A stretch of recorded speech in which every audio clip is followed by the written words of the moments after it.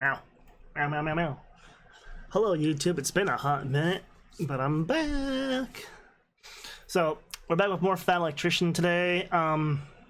The father of America's Navy, John Paul Jones. You know what? I know nothing about this. Let's just jump right into it. Behind every big movement in history, there's a hero, and that hero seemingly gets all of the credit, but behind that hero are other men that were deemed too rough around the edges to get any of the fame. For every True. George Washington, there's a Daniel Morgan. For every Abraham Lincoln, there's a Cassius Clay. For every Omar Bradley, there's a terrible Terry Allen. And for the United States Navy, there's this man. Today we're talking about John Paul Jones, the father of the United States Navy. Ladies and gentlemen, it's pretty well understood that America won the Revolutionary War by utilizing guerrilla warfare tactics. Oh, hold on. What are you drinking over there?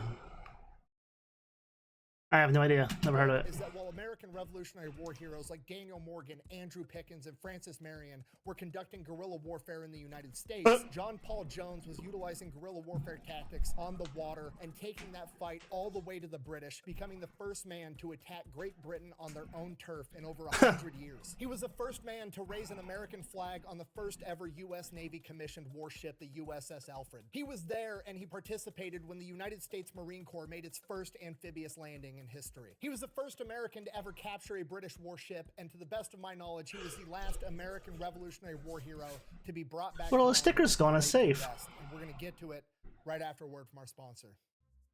Delete me. Where did you get a Galil? IWI sent it to me. What? You look like you're going to go play the world's most aggressive game of Little House on the Prairie. Maybe I am. Wait, can I come with? Super simple, straightforward business model. You give them money, they turn around and make sure the data brokers on the internet aren't selling your personal information. What does that even mean? Okay, here's the entire internet and every free service on the planet inside of a nutshell. Okay, there's a saying, if you're not paying for the product, you are the product. What that means is pretty much anything on the internet that you use, that's a service. Whether that be Google, Facebook, Instagram, Snapchat, all of it, okay? It's all an app. So one of two things is happening. They're either going to feed you ads, and that's how that company makes money since their service is free, or they're going to collect your personal information, then turn around and sell it to data brokers on the internet, and then they're going to turn around and sell it to whoever buys it, and next thing you know, you're getting 17,000 robocalls every single day. And that's where Delete Me comes in. They will look through all the major data brokers and find the ones that are selling your personal information and submit opt-out requests on your behalf, and then they are legally obligated to comply. And then they'll continue to monitor these data brokers. Yeah. If they get your information again, Delete Me will submit an opt-out request again. Basically, I have to wonder if these things actually work. Free stuff on the internet, which I think is absolutely worth it. If you want to check them out, I'll have a link in the discount code. I'm just curious.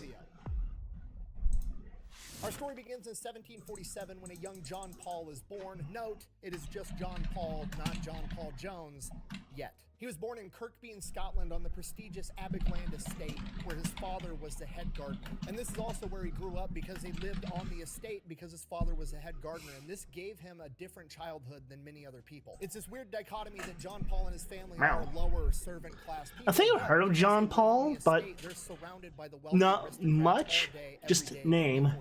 So John Paul is well educated from a young age. He can read, he can write, he's articulate. Excuse me. He knows how to walk, talk, act, dress the part of an aristocrat, but no matter what, at the end of the day, he's just the gardener's son. You want I should treat him like white folks? No. What's the name of that Peckerwood boy from town that works with the glass? Oh, you mean Jerry?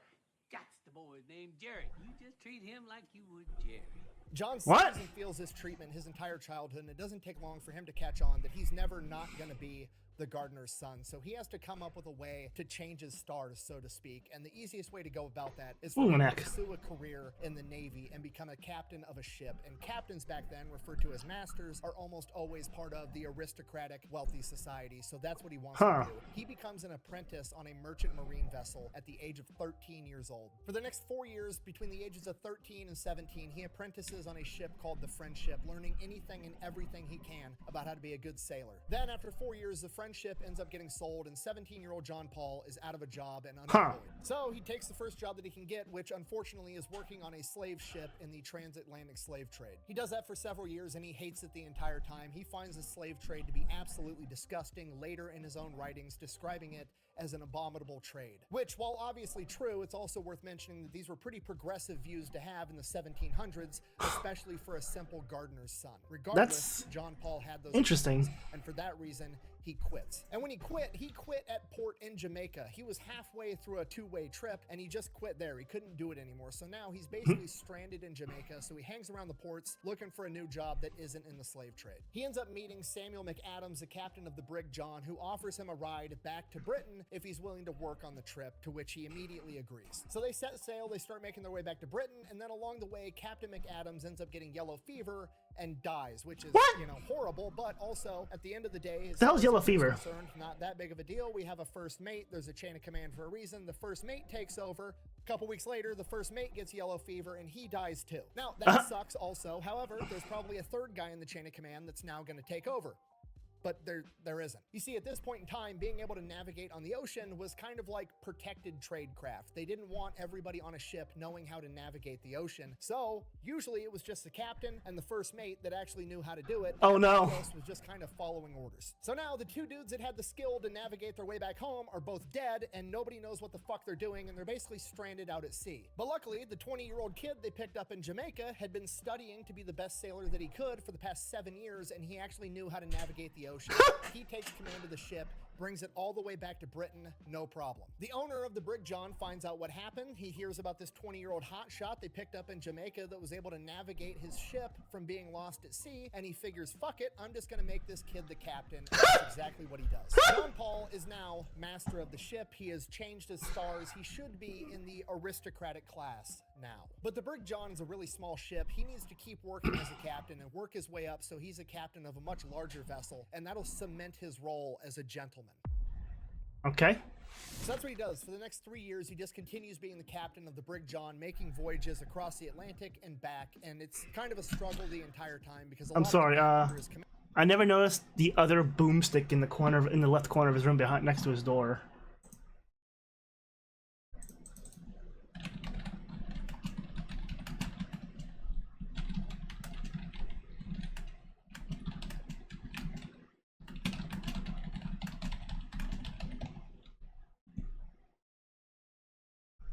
Sorry about that.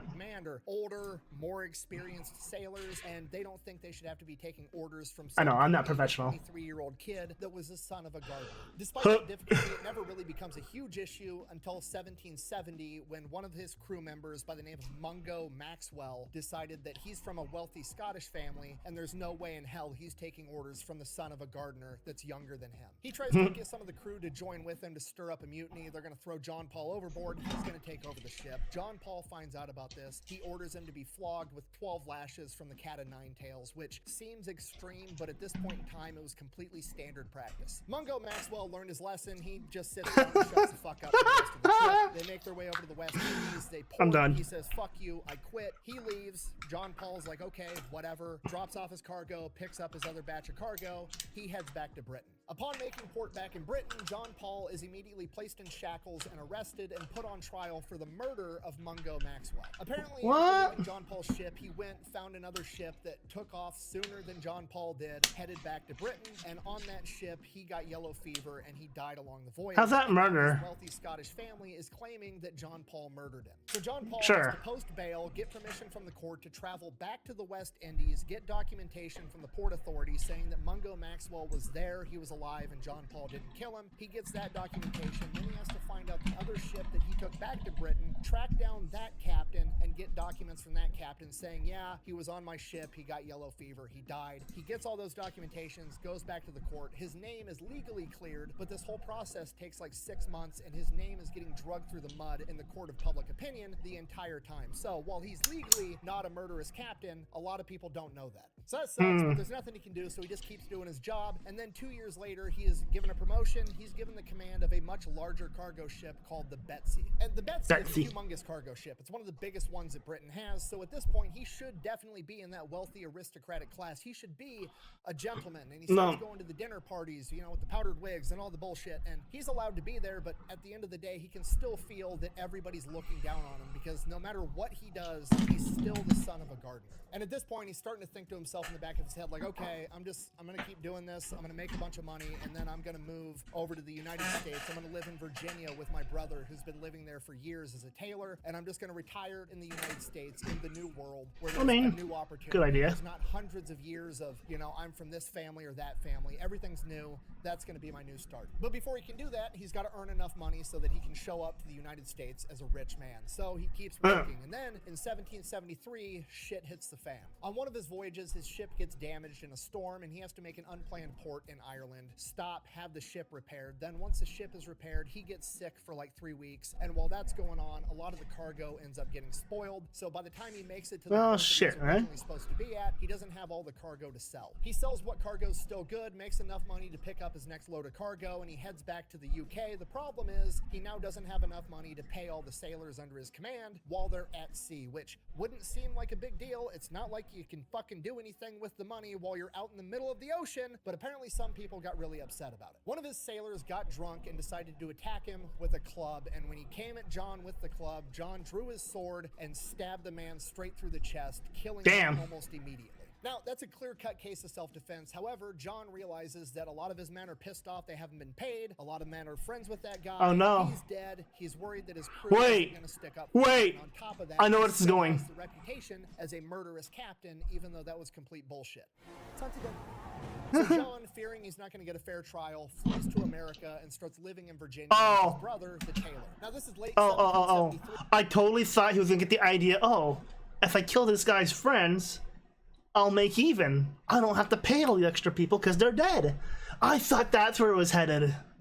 He's now stuck in Virginia. He's basically lost his career as a ship captain. He adopts the last name Jones, becomes John Paul Jones, attempting to not be found. He doesn't really know what to do with himself. Presumably he's depressed. He just kind of hangs out at his brother's house all day. He's reading, doing philosophy, poetry, just trying to take his mind off the fact that his entire life plan has just been completely derailed. Then in 1775, the American Revolution kicks off, and holy shit, this is his chance. He can go serve in the United States Navy and make something of himself. So he immediately heads off to Philadelphia, volunteers to join the United States Navy, which at this point doesn't even exist yet. And at this point, not a lot of experienced men were going to volunteer to join the United States Navy because the Continental Congress was issuing letters of marque. I thought America's boats existed forever. A permission slip from the Continental Congress, the government of the United States, to go out and be a pirate. If you were some random dude and you had a boat with guns on it and you wanted to take that boat and go rob the British, you were absolutely welcome to do so. Bring your loot back to America and you could keep it. Which meant that pretty much all the experienced sailors in America were given those two options. You could join the United States Navy, be treated like a peon and get a small amount of money for your service, or you could go be a state-sanctioned pirate and maybe win the lottery. Who knows? Most people are taking that second option, but not John Paul Jones. So John Paul Jones gets commissioned as a lieutenant right out of the gate, and he is serving under Captain Essex Hopkins, the man that's in charge of the entire United States Navy at this point, aboard the USS Alfred, the United States Navy's first ever commissioned warship. And while serving there, John Paul Jones is the first man to ever raise the Grand Union flag aboard the USS Alfred. If you don't know, the Grand Union flag is just in my opinion, the first American flag. It still has the British flag in the upper left-hand corner, where today we have 50 stars, but it has the stripes for the 13 colonies. And the message was clear. This was 1775. America hadn't declared its independence yet, but there was a rebellion going on. So interesting. The behind that flag was, hey, we're united. I didn't even know that flag existed. We're ready to fight, but we're still willing to reconcile if you agree to start treating us appropriately. And that's why they left the British flag in the upper corner. That didn't last for very long. Yeah. I guess so. Serving as lieutenant on the USS Alfred, John Paul Jones is having his crew drill over and over and over again how to fire the cannons. He wants to get them to the point that they can fire this cannon once every 15 seconds. Damn. He knows that's why the British Navy is so good. They drill their battle drills over and over and over again like a well-oiled machine. The problem is the United States Navy has no funding. The British have cut off the supply of all of the gunpowder, all of the cannons, all the cannonballs, all the supplies. So they're just drilling it dry, going through the motions over and over and over again. Which also highlights the problem. We need guns, we need gunpowder, we have to get supplies. So in March of 1776, the United States Navy, under the command of Essex Hopkins, decides that they are going to, for the first time in U.S. Navy history, project power. They are going to go out on the offensive and attack New Providence, the capital of the Bahamas. And that's because it is a major British military outpost with a ton of military supplies, cannons, gunpowder, guns, uniforms, everything. They're going to going to go in there, take it over, and steal all those supplies so they can continue fighting this war. So they're getting ready to take off, and 234 seemingly random dudes show up with guns. These guys are like, some of them are wearing civilian clothing with like hunting coats. Some of them are wearing blue coats. Some of them have green coats. It's just this ragtag crew of dudes with guns, and they are under the command of Captain Samuel Nicholas. And these are America's first Marines, literally men recruited out of a bar, Ton Tavern, a few months prior, and they're coming too. The Marine Corps just got founded. They don't even have official uniforms yet, but they're already showing up to fight. I have come here to chew bubblegum and kick ass, and I'm all out of bubblegum. So they make their way to the Bahamas, and once they get to So that's where that's the from. actual military bases, it becomes very obvious that the British know that they're there, they know why they're coming, and they're ready to defend it. Commander Hopkins is about to just sail directly into the port, into all the gunfire, and just slug it out. At which point, John Paul Jones goes, or, hear me out, we've got 234 Marines in the back of the ships. Why don't we just sail around, not go through all the gunfire, land on an unoccupied beach, let the Marines get out, and go take everything over? Essex Hopkins agrees, and that's exactly what happens. 234 Marines and 50 sailors make their amphibious landing on the beach. They then immediately go, they capture the city of Nassau and the British Fort Montague, all in one fell swoop. They captured 88 cannons, 15 mortars, 68 barrels of gunpowder, a bunch of guns, a bunch of other military supplies, and they took the British governor, Montfort Brown, as their prisoner. And Montfort Brown would later complain that the Marines and the Navy men drank all of his booze out of the governor's palace, officially cementing the American military tradition of win, get hammered, repeat.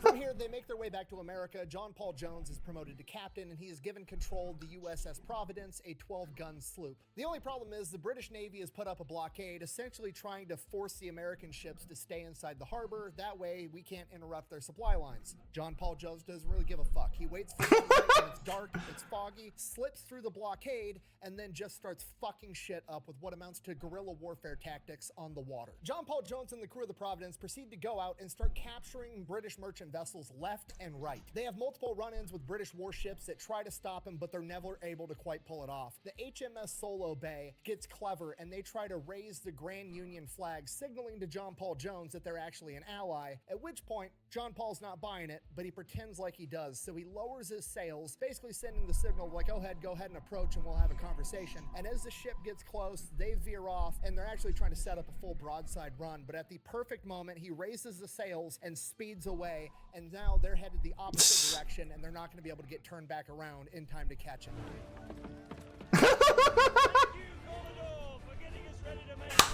On another occasion, the HMS Millstone chases him for 8 hours straight, shooting cannons at him the entire time, and they miss every single one of them. And Jesus on the 8th Christ. hour, right as it becomes apparent they're not going to be able to catch him, and he is going to get away, he orders one of his Marines to fire a single musket shot to compliment the captain of the HMS Milestone on his beautiful marksmanship.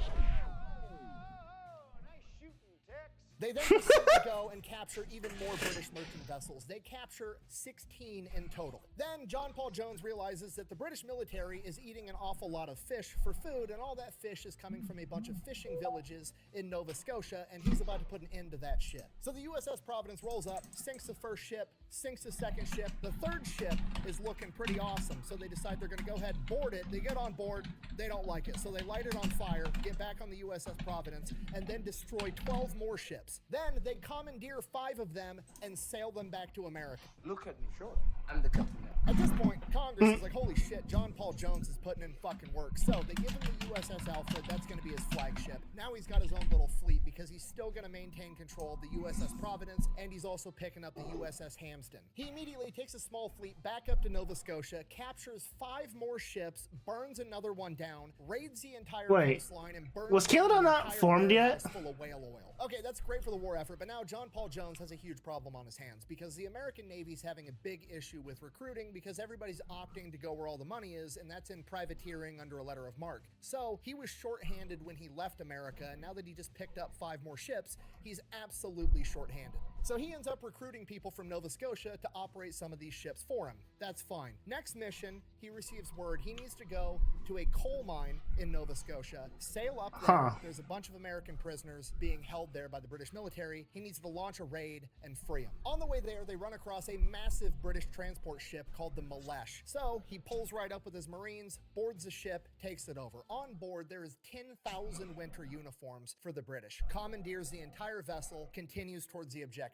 By this point, the USS Providence is in rough shape, and so is its crew. Everybody's overworked. The Providence is leaking. They want to turn back, but John Paul Jones is like, no, we got to keep moving forward. Just keep it together. We're going to get through this. He gives a speech. He feels like he improved morale. Apparently he didn't, because the USS Providence basically has mutiny. They turn the ship around in the middle of the night and they flee. That sucks, but he still has the Alfred, still has the Hampton, and he's got all the other fishing vessels and that transport that he captured. He continues on his way to Sydney, Nova Scotia to free these prisoners. He gets to Sydney, Nova Scotia, finds out the prisoners have actually switched sides and they're now working for the British. Well, Very shit. similar to how the Nova Scotia people are now working for him on all his captured vessels, so just part of the game. The problem now is that his little fleet has been caught up to and is being chased by the HMS Solo Bay and the HMS Wilford, 2 fairly large British warships, and he does not want to get in a gunfight with these guys. So that night, John Paul Jones has a genius plan. Okay, he's got all these captured ships and he has his 2 American naval vessels. So what he decides to do is he tells one of his captured ships, loads it up entirely with the Nova Scotians that are working for him, because he knows that they're not going to be held liable when they get captured, right? All they're going to have to do if the British capture them is be like, look, we were his prisoners, we had to follow orders or he was going to kill us, so they're going to get away scot-free. What he has them do is he has them hang a lantern up on their ship and sail a different direction while his other ships kill all light and continue sailing back towards Boston. The British warships take the bait, they chase down this fishing vessel all night, and by the time the sun is up and they realize what happened, John Paul Jones and his little fleet are long gone. So John Paul Jones makes it back to America, and technically the mission may be considered a failure because he didn't rescue the 300 prisoners, but there weren't actually 300 prisoners to rescue because they had switched sides. He captured all these naval vessels, and more importantly, he captured those 10,000 winter uniforms, which had a humongous impact on all of America. Those 10,000 winter uniforms were then worn by the American forces at Valley Forge during winter and kept them from freezing to death, and they are the exact same uniforms that Americans wore when they crossed the Delaware River on Christmas. Now at this point, John Paul Jones is kicking ass, right? He's doing more for the war effort on the naval front than literally anyone else in the entire U.S. Navy, and in his mind, he's thinking, they're gonna make me the first admiral in American history. This is gonna happen. He gets back to Boston. He finds out not only is he not going to be made an admiral, he's actually getting demoted. Apparently, in John Paul Jones' absence, aka while he was out winning a war, the government decided that they should have a comprehensive list of their naval officers and how important they are and base rank off of that. And for some reason, John Paul Jones is ranked 18th. And every single man ranked higher than him on this list is ranked that high because they're either friends with somebody or they're somebody's kid. Basically, it's the same bullshit the British were doing with their aristocracy. They're rewarding shit. and not ability and merit and getting the fucking job done. So kind of like a lot of shit still today, unfortunately. John Paul Jones is absolutely pissed. They take away his fleet, they take away the USS Alfred, and they give him a smaller sloop called the USS Ranger and give him orders to sail to France, where he is going to meet up with Benjamin Franklin, where he is supposedly going to pick up a new frigate, an actual war Wait. The Benjamin Franklin? ship with a ton of guns. So there's a little bit of a silver lining. He makes his way over to France. So he sails across the Atlantic, he's about to France, and then one of his spotters sees 17 sails off in the distance, and he's thinking, surely, this is a British supply convoy, we're gonna fuck all them up, then we'll go to France. And the crew is actually pumped about this, because by this point in the war, the United States government had decided that whenever a US Navy ship captures a British ship, the crew would get a portion of the money that they captured, and this was gonna help them with naval recruiting, so not everybody wanted to go be a privateer and do a bunch of pirate shit. So the crew's pumped. They're chasing down this supply convoy. They're all going to make a bunch of money. It's going to be awesome. They get up on this supply convoy and they have the oh shit moment, because yeah, it's a big British supply convoy, but it's being escorted by the HMS Invincible, a massive British warship with 74 fucking cannons on it. That's a lot of cannons. You're a good group of boys to die with, I'll tell you that much. I don't know what that movie is. Because they approach the I kind of want to see it though. If they peel off and turn around, the HMS Invincible is probably going to see them, and they're going to chase them down, and they're absolutely going to sink them. So John Paul Jones, master of fuckery, immediately pulls down anything that would signify that they're Americans, and just pulls in with the rest of the convoy and pretends to be a British merchant ship all day long until nightfall, and then under the cover of dark, he turns the ship around and goes straight to France. They make a clean getaway. Nobody knew they were even there. So the USS Ranger and John Paul Jones make it into France on December 2nd, 1977, and pretty much as soon as they get there, he finds out that the French gave away the frigate to somebody else. You what? Perfect, great. Sailed across the Atlantic Ocean for literally nothing. This is fantastic. So he ends up linking up with Benjamin Franklin. They end up becoming buddies. He's hanging out with all the aristocrats in France, rubbing elbows, and eventually he realizes he's not going to get the ship he wants. So he's like, fuck it. Why don't you guys just cut me loose and let me go do my thing? And that's exactly what he gets. The orders he receives are, and I quote, distress the enemy. And that's exactly what he do. He's already writing newspaper articles about John Paul Jones basically being a pirate after raiding Nova Scotia. They want to see a pirate. He's going to show them what a pirate does. He absolutely covers the deck of the USS Ranger in swivel guns. He gets his hands on every musket and blunderbuss he can find, loads up on Marines and sailors, and sets off towards Whitehaven. Whitehaven is a major port that he's familiar with that's going to have hundreds of ships in its harbor, a major coal outpost, and he is going to go there and try to burn down every ship in the harbor. He is going to be the first man to attack Britain on its own home turf in over 100 years. Okay. And that stat's cool to say and all, but you need to appreciate the real strategic genius of what he's actually about to go do. By attacking Great Britain on its own home turf in 100 years, nobody is alive today in Great Britain at this point in time that has ever seen Britain be attacked ever. So if he can pull this off, it's going to be absolutely huge. It's going to freak out the British population, and it's going to send the message to the British like, hey, you guys are busy projecting your power all the way across the Atlantic Ocean. You're taking your massive navy and you're sending them over to America to mess with us. And if you do that, we're going to send people to mess with you. And that's going to force the British Navy to pull back a significant It's actually smart. just to patrol their own borders. Okay, if you're not picking up what I'm putting down, let me put this into like modern context. Imagine if during the global war on terror, ISIS or Al-Qaeda somehow got their hands on a battleship and invaded Miami, okay? It'd be fucking freaky. So the USS Ranger sets off towards Whitehaven. As they're leaving the harbor in France, they fire their cannons, saluting one of the French naval vessels as they pass by, and that French naval vessel returns the salute, okay? This is a humongous deal. It's the first time it ever happened in US naval history. Firing the cannons back in salute meant that you recognize this nation as its own sovereign entity and you recognize their authority, and this was the first time in American history that it ever happened. So the USS Ranger is headed towards Whitehaven, and John Paul Jones' lieutenant lets him know, like, hey, there's some of the members in the crew that want to have a mutiny. They think this is a crazy plan, and they kind of want to throw John Paul Jones in shackles and sail back to America. Luckily, not all the crew is against John Paul Jones on this, especially the Marines who are there to keep order, and they've had his back the entire time. They kind of tamp down the mutiny and continue towards Whitehaven to go on this mission. So they arrive there on April 23rd, 1778. In early morning hours, he has to make a decision. 1778. What he figures is he can't take the whole crew out because half the crew's mutinous, so he's going to end up leaving the Marines with the ship because he doesn't want to leave the mutinous crew there. He doesn't want to take them with him because he doesn't trust them. He doesn't want to leave them there alone because they might steal the ship and leave him stranded. So the Marines are going to stay there with the mutinous crew, hold them on the ship, make sure they don't leave John Paul Jones and the men that he has loyal to him. So he's going to go on rowboats in 2 groups of 15. You got John Paul in one group, and then you got 15 sailors in the other. John Paul Jones is going to take his men. They're going to scale the walls of the fort. They're going to sneak in, kill the guards if they have to, and then they're going to go. They're going to take nails and they're going to hammer them into the ignition holes of the cannon, rendering the cannons absolutely useless so that they don't get shot. And while that's going on, the other crew is going to go out to the harbor with lanterns and burn every ship to the ground. So John Paul Jones and his crew go. They scale the walls to the fort. The guards are asleep. He's trying to be quiet, doesn't kill them, doesn't stealth mission. Trying to be stealthy. Goes in, renders all the cannons completely useless. So at this point, John Paul Jones is thinking, okay, good, that's taken care of. Now he's going to go out in the harbor and help the rest of his men burn 100 ships down. Ain't gonna go that well. Out into the harbor, there is a distinct lack of shit on fire. So he goes out there, he's looking for his men. He's like, what the fuck is going on? And then he starts hearing alarms going off. The people in the town are waking up. They realize they're being invaded and they're setting off alarms. He finally finds his other group of men and half of them are drunk. And he's like, what the fuck is going on? It's raining. The lanterns couldn't light very well. They were trying to light ships on fire. They got one ship to actually start burning. It didn't even burn down all the way because everything's raining and wet and they couldn't get a fire started. So apparently the They just gave other up? sailors said, fuck it, we're gonna go break Yep. into a bar and drink all their booze. And that is what alerted the people in the town, and they're now setting off the alarm. So John Paul Jones is like, fuck it, now we have to leave. So they go, they board the USS Ranger, and they take off. Okay. So they make their clean getaway. At this point, John Paul Jones is like, all right, not exactly what I have in mind, but we're doing pirate shit. What should we do next? That's St. Mary's Isle. St. Mary's Isle is where the Earl of Selkirk lives. We're going to be able to make it there in a couple hours. So we're going to go there. We're going to kidnap the Earl of Selkirk, and then we're going to trade him for a bunch of American prisoners. And that's going to send a message that we're actually targeting British nobility now. So they get in, they break into the Earl's estate. He's not home, but Lady Selkirk is.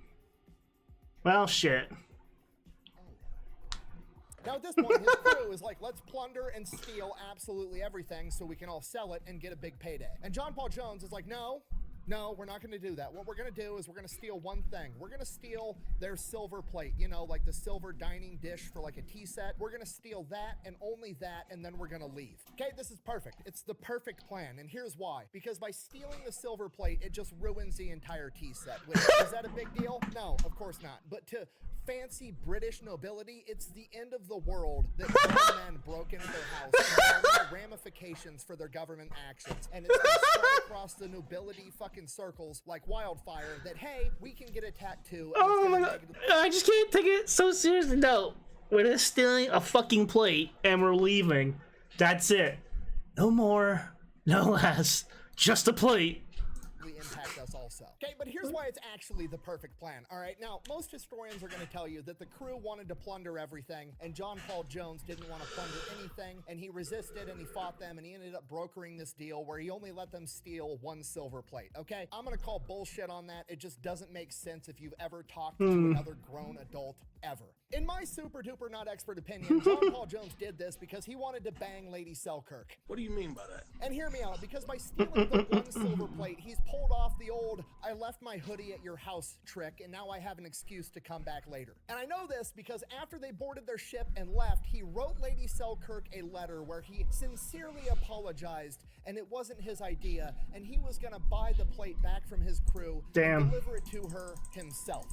But that doesn't prove that he wanted to sleep with her. If anything, it proves my point that he wanted to be a gentleman and do the right thing. But maybe if it wasn't for the fact that he made duplicates of that letter and sent copies of it to his homie back in France, Benjamin Franklin. Okay, that's really significant for two reasons. One, this is a 1700s equivalent of taking screenshots of you spitting game and sending it to your friends. And two, he sent it to Benjamin Franklin, the most notorious womanizer out of any other founding father ever. You know I invented electricity. I'm sensing what the fuck? Electricity right here. Oh. Did Ben Franklin have syphilis? Yes, Ew. but I don't. Okay, this is probably shocking to a lot of you, okay? Because you think of Ben Franklin and you think of the pictures of the old guy with the bald. Didn't Shoe on the Head cover the fact that he was into some weird shit too? I'm pretty sure.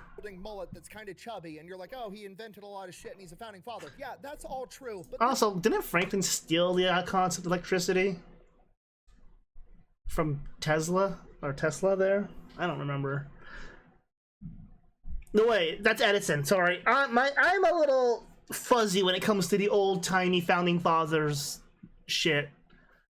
History gets hazy for me, and I'm pretty sure it gets hazy for a lot of people. This dude's entire life, he was slinging dick like it was a business site. Benjamin Franklin literally invented the odometer, okay? They didn't have cars back then. What the fuck are you tracking mileage for? He didn't do it so he could figure out how many miles he had left on his Prius. He did it so he could keep track of how many miles of pipe he laid. Okay, there is hundreds upon hundreds, if not thousands of letters of correspondence between Benjamin Franklin and women of nobility, where he is doing nothing but spitting straight game the entire time. Oh my god. In 1745, Benjamin Franklin published a paper called Advice on Young Men in Their Choice of Mistress. Not wife, not female companion, mistress. Okay, Jesus. The entire thing for you. You can take the time and read it on your own. You should. It's absolutely hilarious. But to summarize it, it's essentially a PowerPoint of why you should be sleeping with cougars for fun. My favorite line from it is, and I quote, "The sin is less. The debauchering of a virgin may ruin her and make her life unhappy." Okay,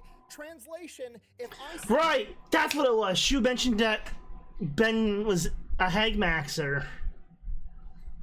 God damn. With her first, I'm gonna ruin her for everybody else. Which I cannot stress to you enough is an outrageous thing to say right now, let alone in the 1700s. Don't worry, I've got more receipts for this than I've got time. Horace Walpole, a British writer, once wrote, he's too much the favorite of the ladies to escape their notice, okay? John Adams, you know, like the other founding father, John Adams, once wrote, the life of Dr. Franklin was a scene of continual dissipation, okay? Translation, Benjamin Franklin gets more pussy than an animal shelter. In his own autobiography, Ben Franklin said, and I quote, I frequent intimacies with low women. Okay, if you're not picking up what I put down, Wait, I'm gonna quote, I frequent intimacies Ben Frank the Tank.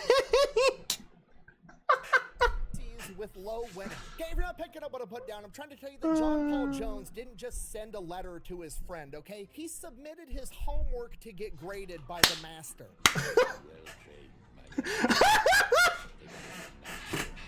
Okay, do you see now? Do you see why it's the perfect plan? He steals one singular silver plate. Now, that's going to spread throughout the aristocratic society. All the women are going to be freaked out that this pirate's going to show up and ruin their tea set. And then he's going to come back, restore the plate, bang Lady Selkirk. Then, all the aristocratic men are going to be furious because John Paul Jones, the pirate, is showing up, stealing tea sets, and banging their wives. It's the ultimate... I can't take it, sis.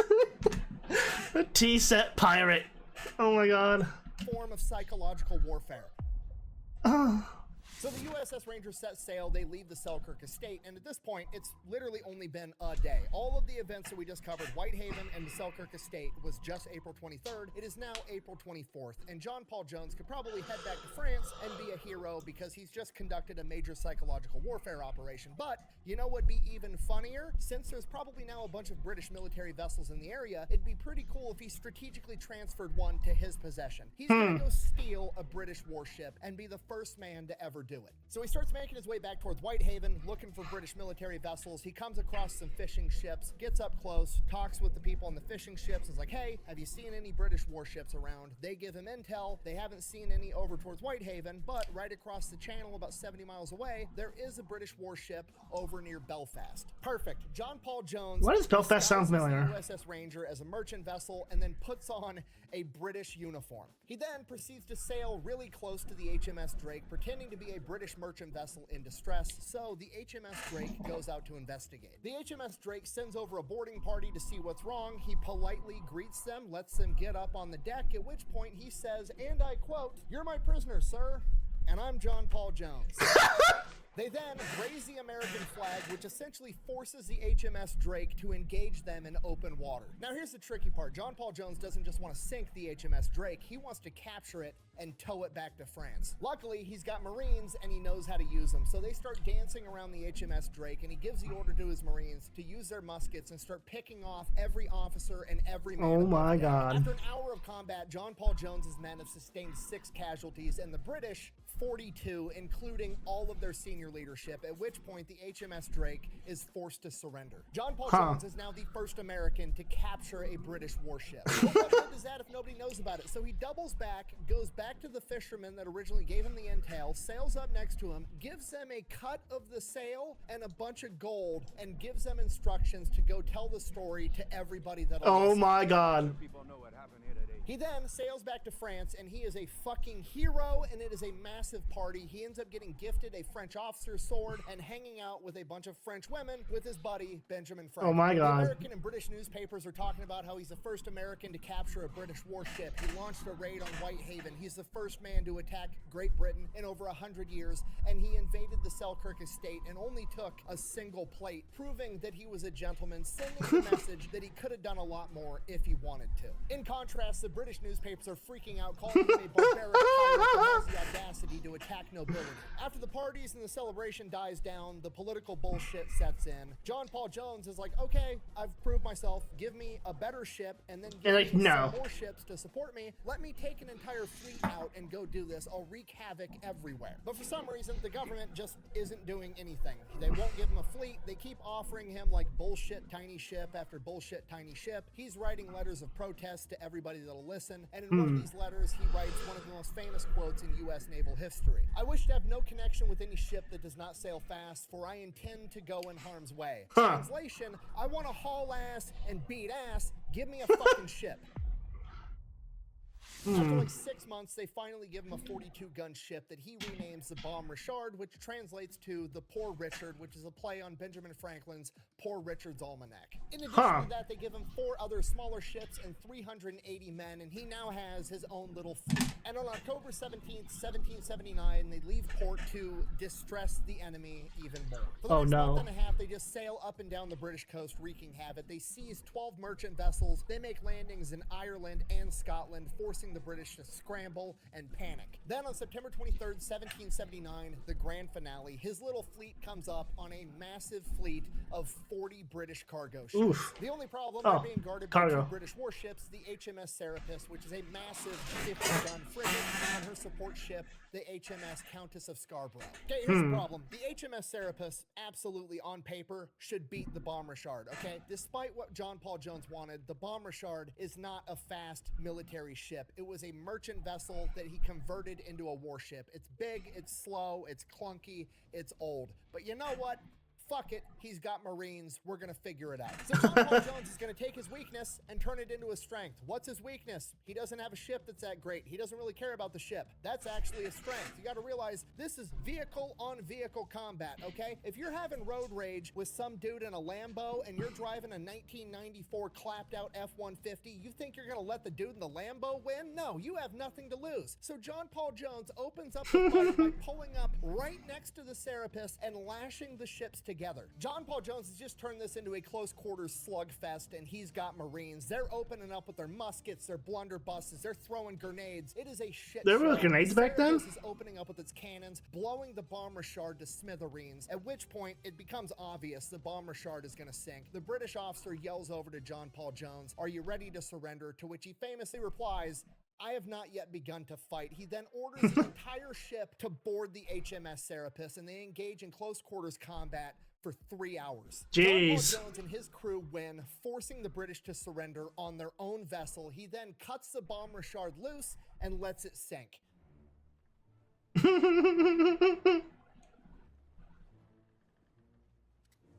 And while all that was going on, the other British support ship was being engaged by the other ships in his fleet, and they surrendered too. They then spend the next 10 days evading the British Navy and get their ships into a Dutch harbor. Now, there's a huge problem. When the Bomb Richard went down, it took the American flag with it, and he's not about to fly the British flag on the ship that he just took from the British. So, essentially, he has no flag on either of these ships. Okay, to us, this doesn't seem like a big deal. Back then, humongous fucking deal, because if any warship sails into a harbor not flying a recognized flag, they're immediately considered a pirate. And the British have already been saying that John Paul Jones is a pirate, and harboring a pirate is illegal, and it would justify the British going to war with the Dutch if they're harboring a fugitive, which is exactly what John Paul Jones looks like right now. So this is a diplomatic emergency, and the Dutch are in a tough spot. They don't want to go to war with America or England, and those are pretty much the only 2 possibilities if they weigh in, so they just kind of stall as long as they can. While that's going on, the Americans are scrambling to have a new American flag made, and they just kind of have to go off like a loose description. There's like 13 stripes, red, white, and blue, and there's like a field of stars in blue. And what the seamstress or flag maker comes up with is the Serapis flag. And they're like, fuck it, that's close enough, fly the colors, diplomatic emergency solved. And from here, everything goes to shit. John Paul Jones is ordered to turn over the Serapis to the French because technically they're the ones that gave him the Bomb Richard and financed the entire endeavor, so that's their ship now, and he is then sent back to America. Once he gets back to America, he is given a golden medal by Congress, which is the equivalent to a Medal of Honor back in this point in time, similar to the one that Daniel Morgan was given, because the Medal of Honor didn't exist yet. He is then pretty much stuck behind a desk on administrative duty because the United States Continental Congress doesn't think that they actually need to have a strong naval presence once the war is over, and the war's bullshit, and it's looking like America's gonna win. John Paul Jones continues to advocate and is very adamant that America should have a massive, strong, powerful navy, but nobody wants to listen to him. The American Revolutionary War comes to an end, and the Continental Navy is essentially disbanded because America has no interest in having a navy other than defending its own shores, and now John Paul Jones has nothing to do. Then in 1787, Catherine the Great of Russia comes knocking because she's fighting the Russo-Turkish War, and she needs experienced sailors to go help her win this war, and John Paul Jones gets the offer, and he takes it. With the permission of Congress, he goes over, he fights for Russia, fucks up the Ottoman Empire, and politics strikes again. They don't want some foreigner getting all the credit for these massive, successful naval engagements, so they end up giving the credit to some other dude that's politically connected. On top of that, guess which other country Catherine the Great is recruiting naval officers from? The British. Guess who hates John Paul Jones? The British.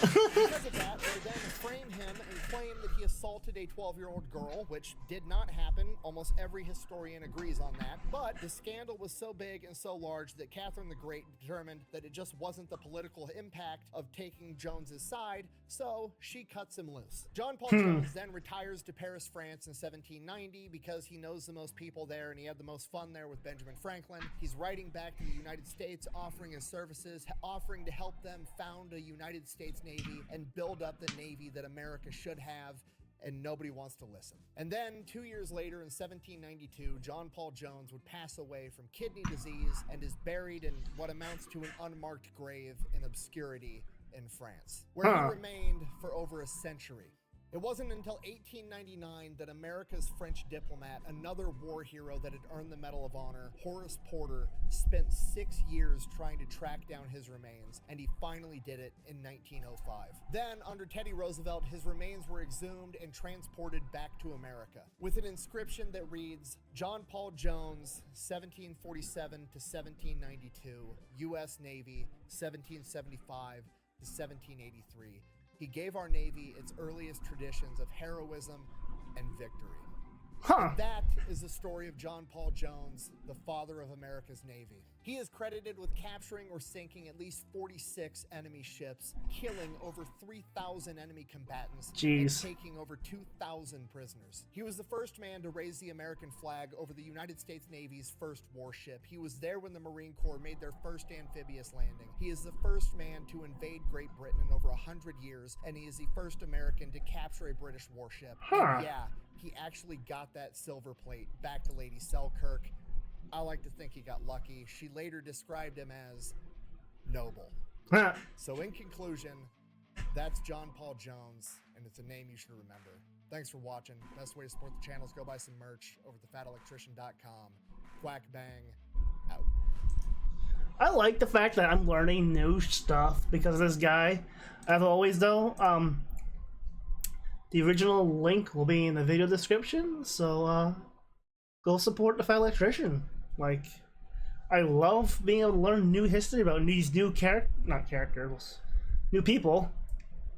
Because, like, most history class only covers, like, the main events of certain things of history. They don't cover the individuals that made up these stories. So, yeah. But that's gonna be it for me, so that's it for now. Bye.